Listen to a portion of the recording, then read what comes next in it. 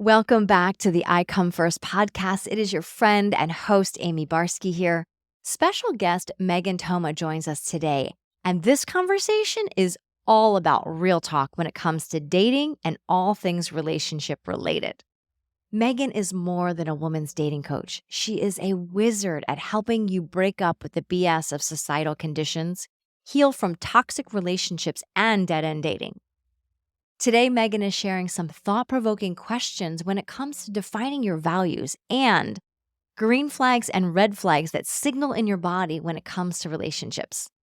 We'll also unveil the science behind why so many women stay in relationships way beyond their expiration date. I can definitely relate to that one. Plus, discover your loveability level. Did you even know you had a loveability level? Yeah, me neither, and that's okay. So let's just tune in and find out. All right, Megan. So welcome to the I Come First podcast. I am really excited to dive into this conversation all about juicy relationships and what happens when we have that synergy between people or when we don't and we think we do, things like that. So in the Cliff Notes version of how you got into the space of being a dating coach, what did you have to overcome? Like, give us a little bit of that. Oh man, the Cliff Note version. I Okay. know it's a little What challenging. got me into, what really got me into this work was my own life experience. I was engaged to a man. We got engaged really fast after 8 months. And when somebody says after we got married, everything changed. My story was after we got engaged, everything changed. And it was a very rude awakening to a lot of things that I had been avoiding within myself. I came from a family that was very open about our feelings. I went to therapy when I was younger. My mother was very much in the work, still is, into personal development. So it's always been a part of my life. But it wasn't until that relationship, which I call like my big toxic relationship and big smackdown from the universe, that I really dove in and wanted to do deeper work. And I hired my first coach. Mm. And when I went through that experience, I just knew this is what I'm meant to do. This is my calling. I've been, avoiding it for so many years because I never thought I could really do it and go out there on my own. But here I am. Well, thank you for doing So, it yeah. because you have helped so many women around the world with their love lives. So thank you for doing that. So let's get started in a conversation around why we choose. Sometimes when I have people like yourself on, I'm like, oh, I'm going to get a nice coaching session out of this because there's so much knowledge and wisdom Yep. from you that I'm so ready to receive. Mhm. And so anyway, jumping into why we choose to see the good in somebody, to hang on with everything we've got to the hope and the potential that things might change, even though we're feeling disconnected, unfulfilled, and unsatisfied in the relationship. This is something that has always fascinated me because any of your listeners, which I'm sure a lot of them are into personal development because they're here in the space learning from you, you know that our brains are wired for negativity. So why is this in this one realm of life that our brain looks for just the good? Like when we're dating, it's like we're in fantasy land. So what it all boils down to basically is our relationship with our caregivers. So, for example, one of the ways that I've learned that we are excellent at falling in love with potential is when we have an inconsistent parent or an inconsistent caregiver. Ooh. Because as little ones, that's the one thing we have to hold on to. Like maybe someday daddy will want to play with me. Maybe someday mom will give me attention. Maybe someday he'll show love. Maybe someday. So we're excellent at falling in love with potential. And if we're not aware of that and we don't do some of the deeper work around that, that little girl in us is just continuously trying to find that in romantic relationships. Oh man. And I resonate with that. And I also want to also bring this into the conversation of there can be breadcrumbs at times, right? There's a little bit so we know it's possible. Yeah. Right? I get a little bit of attention or I get a little bit of that. I made that request and they're playing the game, right? They're fulfilling the need. But still there's that disconnect of maybe they're doing it because I asked them to versus because they actually want to. Right. right? And so or they leave the little Right. breadcrumbs. They'll start the journey of like, oh, she asked for this, and so I'm going to give it to her, and then it falls off. When something Yeah. happens and a couple weeks go by, and then it just goes out the window. And so it's Right. very And interesting. that's very common. Yeah. Yeah. And we Yeah. also get to understand that if it is a new practice for someone, like say we're making a request in a relationship, hey, this is my love language. And I would love, if we could do this once a week or whatever that request might be. Yes. It's about knowing that this person is perhaps practicing a new way of being or relating or connecting that they're so unfamiliar with that at first it's like, okay, I'm going to do it. But then again, it falls off because it's a new practice and it's not second nature yet.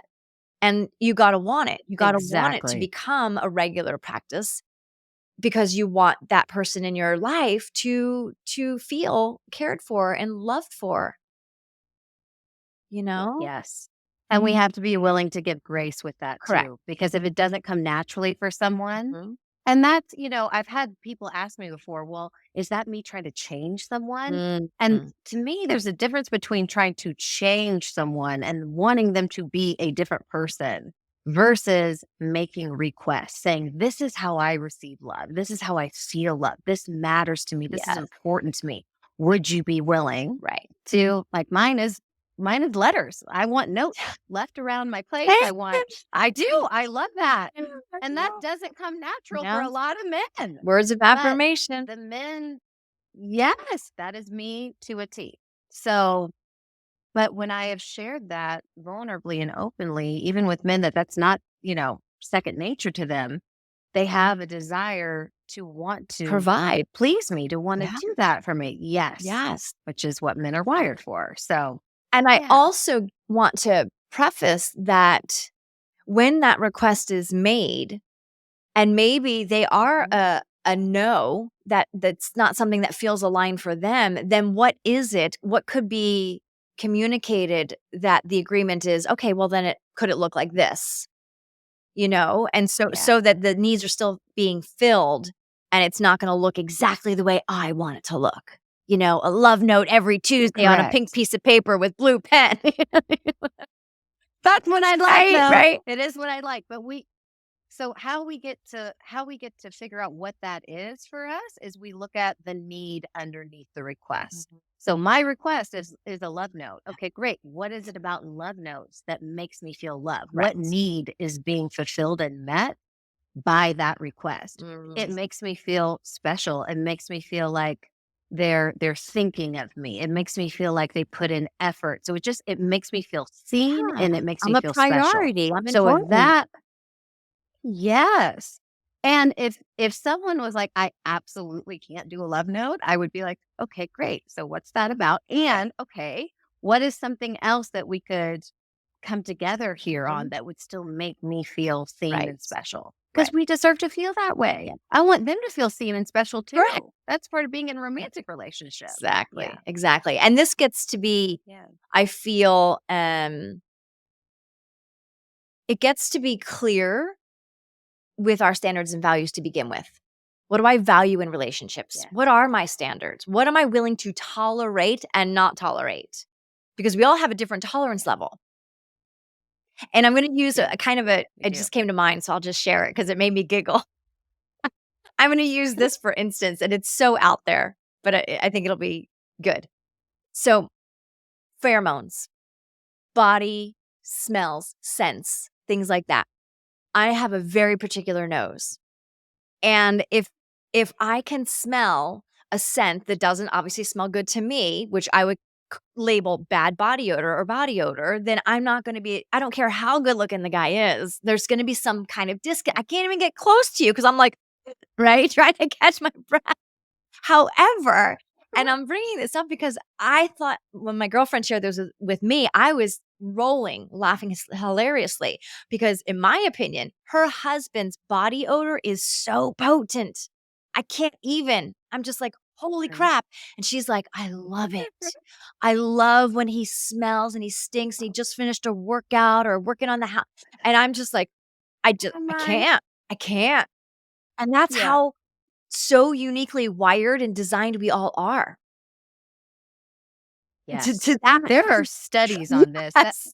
Yes, that is what chemistry is. Like there was a whole study of men wearing shirts that they put the father's pheromones on it. Like I don't know how they transferred it over, but the woman went for the man wearing her father's shirt. Wow. So our chemistry is tied to someone who's a little like mom and a little not like mom and a little like dad and a little not like dad or whoever your caregivers were. Doesn't Right. matter. And smell.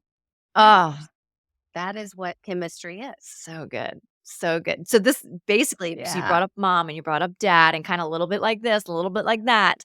This Mhm. brings me to my next curiosity that I'd love to hear your intake on is when we're in relationship and we feel there's something going on that doesn't quite feel right. And we'll call it a red flag, right? That's what we call it in dating. Oh, red flag, green flag, like that kind of thing to assess. Right. What happens in our physiology or in our nervous system that is attracted to a mom like or dad like or caregiver like energy that causes us to keep repeating patterns in relationship after relationship, even though we say, I don't want this, I don't want this kind of relationship, yet it keeps showing up. What is that about? Right. Yeah. So it's almost like you can say it all you want and think it, be cognitively and logically aware. I don't want this. I'm doing something out of character, or I'm being treated a way that goes against my morals, my values, my standards, what I say I'm available for. But biology always wins because biologically, we have been programmed and wired to almost look for what we did not get from mom and dad growing up. I do this entire exercise with clients. Guilty. It's called So yeah, guilty. same. Same. Well, And what's we wrong all with that was are. my It's like question. Like, what is wrong with that to a degree? Like, right. I get curious. I'm like, well, that's what I want. Mm, So why is anyway, that go so ahead. wrong? Right. I think because ultimately we're supposed to leave mother and father at some point, and we're not meant to depend on that kind of love for our whole lives. It's almost like this individuation process, and choosing love from an adult place versus the little girl doing our dating for us. Right. But I hear you. I hear you. It's like, what's so bad about wanting someone like my mom and dad? And part of us does. Like this whole exercise that I do shows people on one sheet of paper the qualities that you appreciate about your parents and the qualities you can't stand about your parents is exactly what you're looking for in dating. Because a part of our psyche believes and a part of our biology and body says, if I can get this man to love me, if I can get this person to choose me, if I can get this one to never leave me, then I'll be okay. Then I'll be loved. Then I'll know I'm enough. But it's operating from a place of lack and wounding versus whole and completion. Mm. And that's where we get tripped up. But it's like we just fall into that cycle over and over again. Because, like you said earlier, we get these hits, especially early stage dating of dopamine. Our brain is on drugs. And sometimes they'll meet a need. Yeah. And then the next they won't. But then the next they will. And so we stick around a little longer and a little longer. And then before you know it, you're in a relationship for 3.5 years that was not right for you. I stayed in things way past the expiration date for most of my adult life. Same. Yeah. And it's that familiar something, whatever it is, that quality or that essence of mom, dad, caregiver, that there's such a familiar feeling that it's like, well, this is what I know. And so we only know what we know until we Exactly. know something else. And so how do we Right. go And about knowing something else and saying, I see so clearly that this pattern is not serving me and healthy in relationships. I'm ready to break that pattern. How do we do that? yeah. And I know You know, there's because not one way. we I know will I'm gonna from preface it. I know yes. there's not one way. There's no magic pill and it's not one way. However, a way would No, be one. Amy, there's a 3-step program. There's a 3-step process I'm going to tell you that I've learned. No, there's definitely not. And that's why this stuff is so tricky because our brain loves repetition. It loves familiarity. Familiarity will always win. So even if your parent was abusive or they left you, or they did some sort of repeated behavior that was not healthy for you, there's some comfort in the familiarity of that. Yeah. So, so I wish that I could say that it's, yeah, a simple step process. And the truth is, it's just not. And I think a lot of people try to sell and pitch ideas or tell us things that really simplifies it. But the truth is, it's deep healing nervous system Yeah. work. It is going to the depth of your paradigms, of your beliefs, of your patterns, Mhm. and really making small changes over time. That. And I want to kind of challenge the idea of simple because I'm a word junkie. So I'll put that out there. So I believe it is simple. It doesn't mean it's easy. Here's Easy. my Correct. 3-step thing. Correct. It's Mhm. simple. Here's the 3 steps or whatever it Simple. is. Here's the thing. Easy, Correct. right? And like you just mentioned, the small practices on the daily to plug into ourselves all the things we seek outside ourselves. Yes. Yes. And I have heard this from clients repetitively, and it's part of my own story too. I knew early, sometimes as early as the first date with people, this is not going to go well. This is not going to end well, Mhm. or I'm not going to really end up with this person. I said that about my ex fiance. I almost married him. So, I did marry um, him. your body, yeah, yeah, right. And it's like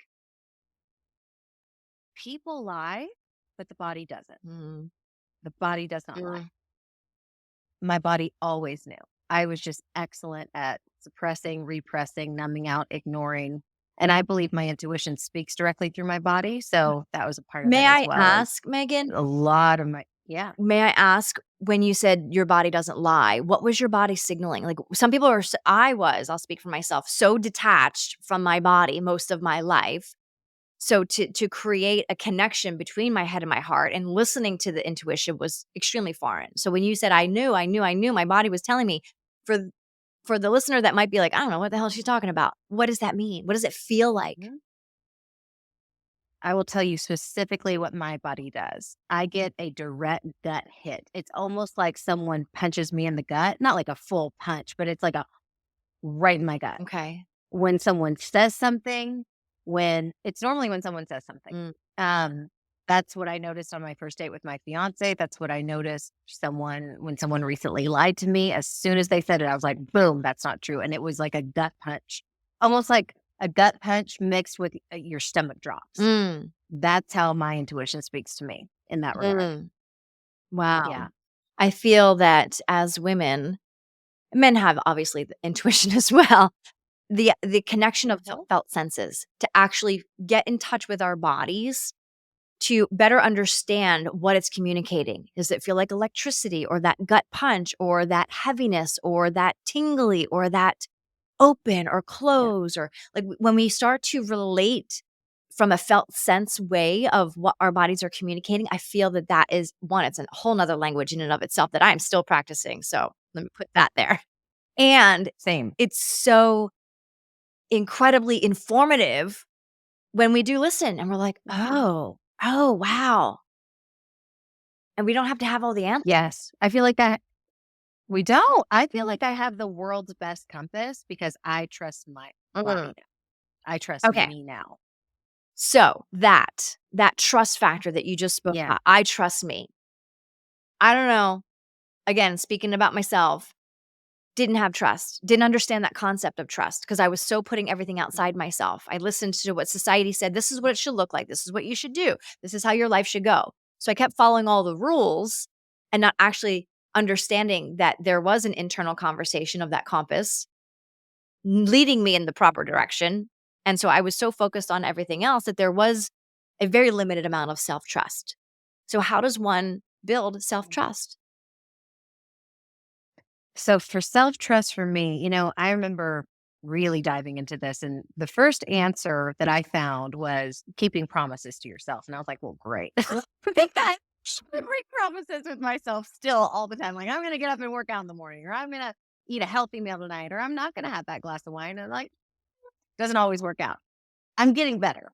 However, for me, self-trust, one of my greatest practices and teachings with this, because like you just said, I would search outside of me all the time. Before I even let an original thought come to my brain, something happens, I receive a text message, I'm trying to make a decision, and I immediately go to everyone else outside. Yeah. I would call psychics, I would call my mom, I'd call my best friend, and everybody else in between. Instead of saying, whoa, what's my first hit about this? That is how I built self-trust. Like, what do I feel in this moment? Self-trust isn't about being psychic. It's not about like getting it right. It's more about feeling into what feels true to me in this moment. That. And it doesn't have to always make sense, right? Like so for the example that I used about someone lying to me recently, I have no way of knowing for sure. I mean, I do now, but I had no way of knowing in that moment that was a lie. It doesn't mean my intuition was wrong or right. It meant something feels off to me, and that's my signal to pay attention to. Right. And I can trust that Right. because I can trust my body. Correct. I love Yeah. that. And I feel as I've been navigating the building of my own self-trust that one of my simple exercises that I started implementing, I don't know, like a decade ago was listening to the tiny things, the tiny voices of grab that jacket, grab a water, grab a bar, a protein bar, grab a snack, take this route. Every time I listened to those little tiny hits, that was an internal building self-trust. Your intuition is on point. Follow the North Star. It's there for you, right? And so those small, tiny practices that feel frivolous are actually a huge impact in the long term of like, holy moly, I am so attuned to the communication that's happening internally, and it just becomes second nature. I'm so glad you brought that up because that is so true. And it's important because like you said, they seem sort of frivolous or simple or what's the point? But to not question it, to not judge it. Like, why do I so desperately want to drive down the road and grab a coffee right now? You don't have to worry about why, but follow it. See what happens. And continuously trusting those little nudges. Yeah. I have built also the business that I have today by following nudges that don't make sense. Just those little drop-ins, those little whispers. Reach out to this person. You should try this. You should talk about this. You should post this. And it's like, what? Where's that come from? But instead of questioning it, I just Said yes. I said yes. There is a beautiful quote that one of my mentors often talks about. He says, say yes to your yes. Because there's a yes going on saying, do this thing. And you're like, okay, yes. Okay, yes. Right. And then noticing that as you follow the yeses, it's guiding you in the direction of the life that you desire. 100%. Yeah. 100%. It's wild. And then we can flip the coin over just for a second and go, shit, I knew I should have grabbed my jacket. I knew I should have X, Y, and Z. And that is another clear signal of the intuition saying, hey, do the thing, grab the thing, X, Y, Z, call so-and-so. I told you. Right? Right? So it's a fun game we get to play. 100%. I love that. Well, let's dive. It is fun. Gosh, this is so good. There's so many avenues that we can talk about right now. How does one start to heal the old patterning? We kind of talked about, oh, it's simple, but it's not easy.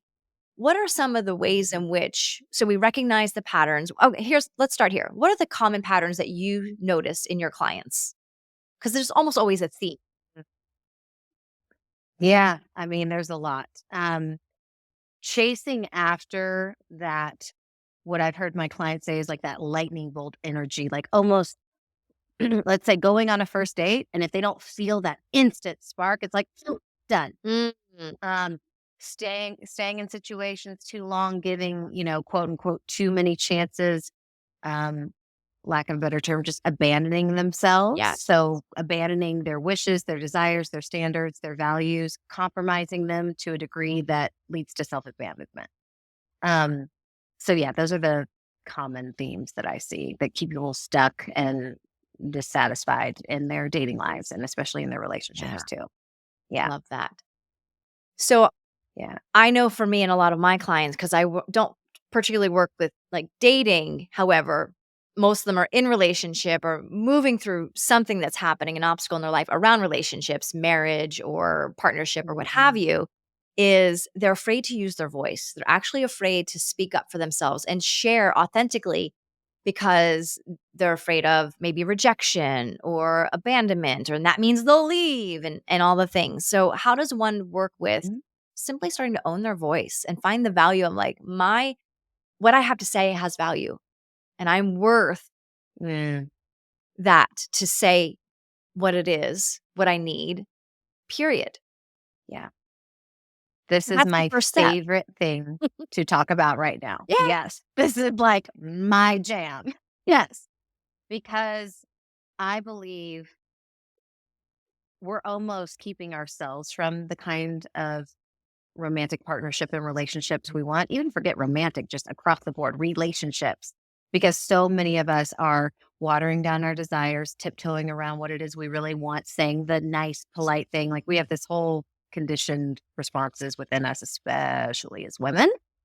So I'm working to break some of that. And how that starts is first actually getting clear on what it is you really want. Because so my story was, I don't know.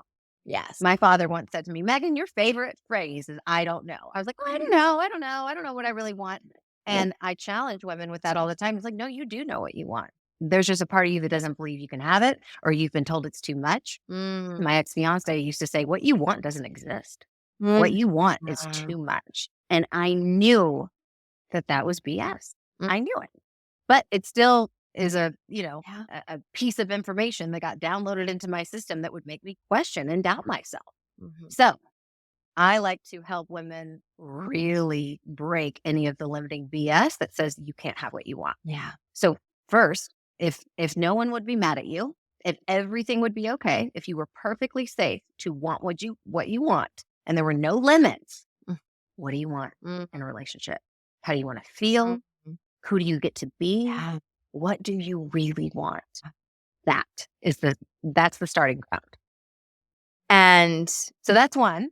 I love that. Yeah. Go on. If I sounds like there's more. Okay. There's more. There's what it's getting clear on what we want. It's owning that. And then we start to work with how we claim that in conversations, Mm. especially with men for heterosexual relationships. Mhm. So, and I like to do that in a way that is a slower process, because if we go from never speaking up and never owning our voice because we don't even feel like we can, it sounds great to just like stand with our hands on our hips at the top of the Wonder mountain, like Woman I pose. have something to say now.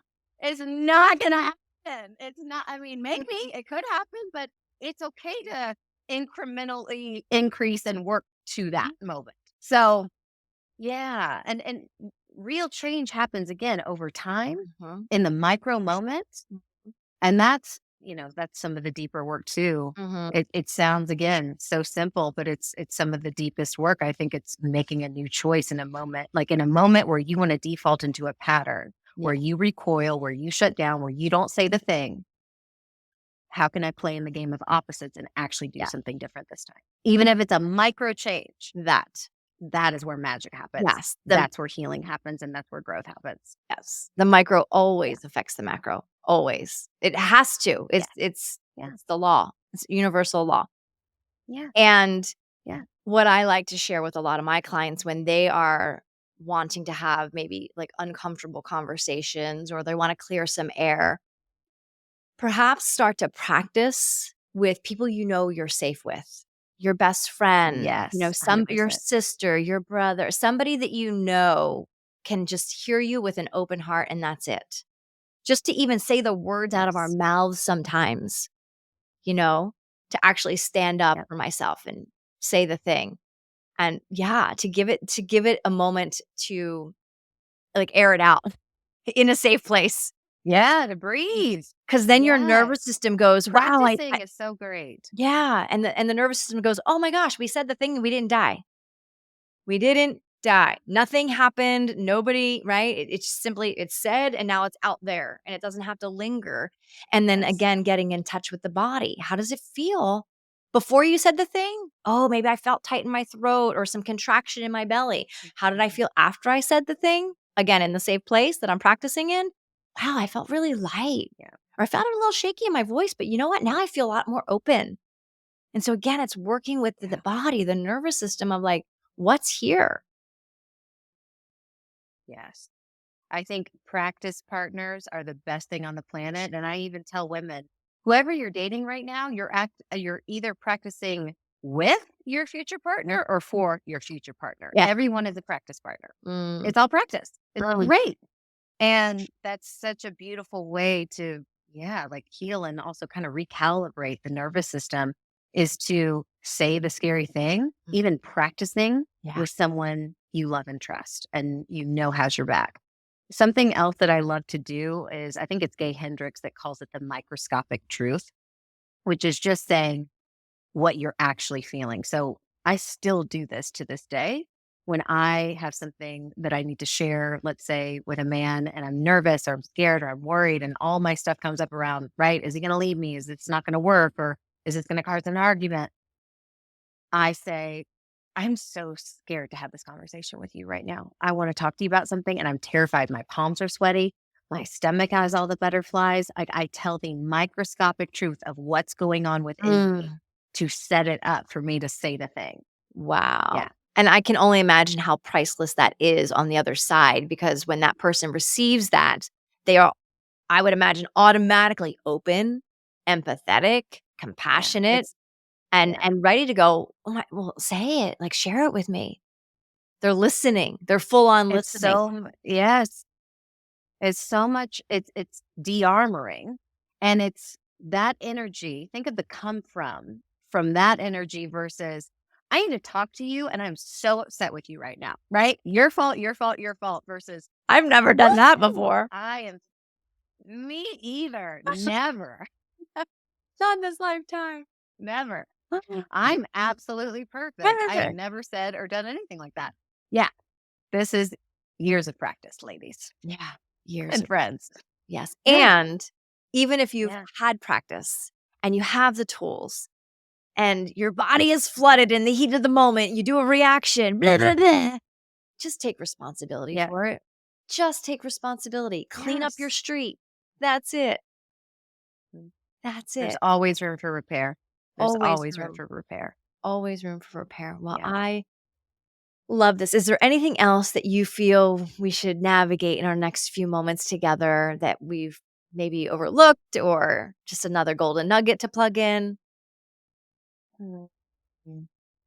I just think, you know, it's so important to be in spaces like this, like listening to this podcast and being in spaces, especially, with other women as well, where you can really have like practice vulnerability, practice having hard conversations, practice opening up, practice saying the thing Yeah. that you really want, that you think is too much.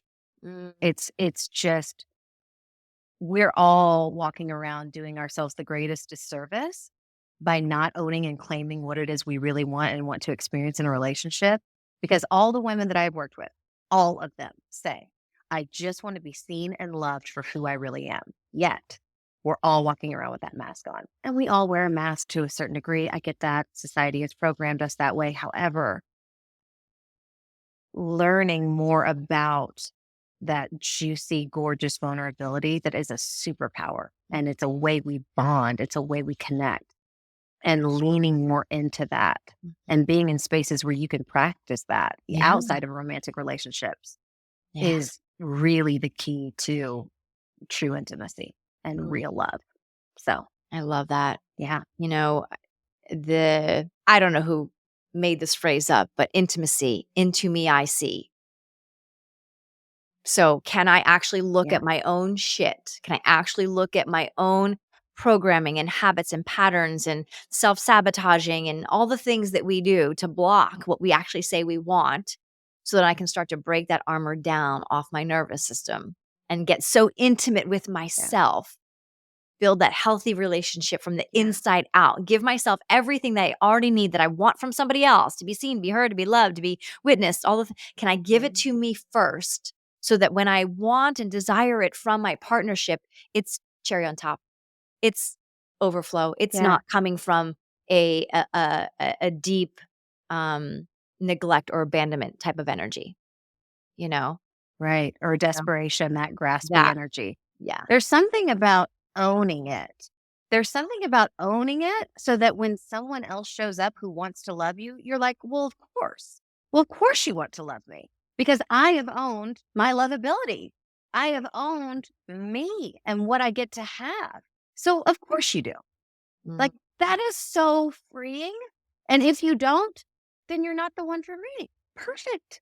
Because yeah. I know what I get to experience. I know what I have inside of me. I love me. So, of course, you love me. It sounds a little cocky, but it's actually like the place we all get to. Yeah. I love Yeah. it. I love it, I love it, love it. Okay, so, there's so Mhm. much to talk about. Okay, how do people connect with you, Megan? How do they find you? How do they work with you?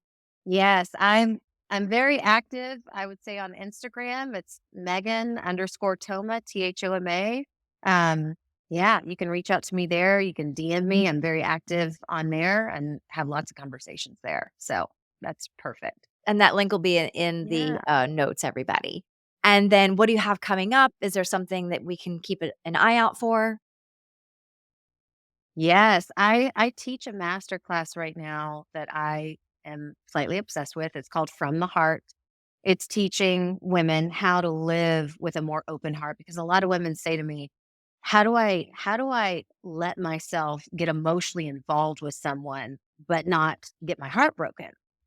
And there actually is a way to do this that I teach. It sounds like, yeah, good luck because relationships are a risk, right? That's Right. always going to be a risk. Sure. But it actually makes more sense for you to live with an open heart than a Mm. closed heart and a protected heart. So I teach about that and I teach about specifically how to vulnerably communicate our wants and desires with partners. Oh, That is my love jam right now. I use yeah. Yeah. So I love that's it. my favorite thing. I love I'll it. give you that link as well. Yes, please do. Yeah. And follow Megan, sign up for her amazing offers. She's an epic human being. Megan, lastly, what is your I come first practice that you give yourself in the morning or in the evening to make sure that your cup is full? That's a great question. And I'm just going to tell you the real answer because that's what we do. We keep it real on here. I worked in Please. corporate for most of my life, right? 9 to 5, would wake up, get a workout in. So I like really slow mornings Ooh. and I like really slow transitioning into my evening. And I like to really check in with myself first thing in the morning. What does my body want? Do you want to get up and move? Do you want to lay in bed for another 30 minutes? Do you want to make a cup of coffee? What do you want today? It's not the same thing every day. It is a daily check in, but I don't ever abandon that. I will consistently check in with myself. And having that freedom and flexibility while also having the consistency of that check in is just what my soul needs. Oh, That's how I put myself first. wow. I can only imagine Yeah. how much that fills up your own cup because what I'm hearing is you are attuned to your body and your body's communicating to the intuition of like, hey, this is what we need right now. And again, we're back to felt senses Yes. of really truly going, oh, got it. Rest for 15 more minutes. Great. Let's journal. Awesome. Let's go for a walk. Like it's loud and clear. So good. Yep. So good. So good. Yep. Amazing. Well, thank you so much for coming and Oh, being here and dropping all of this wisdom. And hope you have a beautiful rest of your day. And thanks for being here on the I Come First mm. podcast. Thank you, Amy. I'm so honored to be in your space. I love that you have created this. You are an epic human as well. And I always love our time together. So thank you. Amazing. Until next time, have a good one.